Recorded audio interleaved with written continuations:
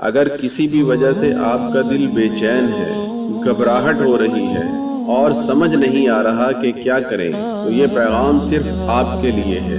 اللہ رب العزت نے قرآن کریم میں اس بے چینی کا علاج صرف ایک لائن میں بتا دیا ہے۔ فرمانے باری تعالی ہے، الا بذکر اللہ تطمئن القلوب، خبردار اللہ جل شانہ کی یاد میں ہی دلوں کا اطمینان ہے۔ جب بھی دل گھبرائے، بے چینی بڑھ جائے، بس ایک تسبیح یا اللہ یا سلام کی پڑھ لیں اور جناب نبی کریم صلی اللہ علیہ وسلم پر درود پاک کی کثرت کریں۔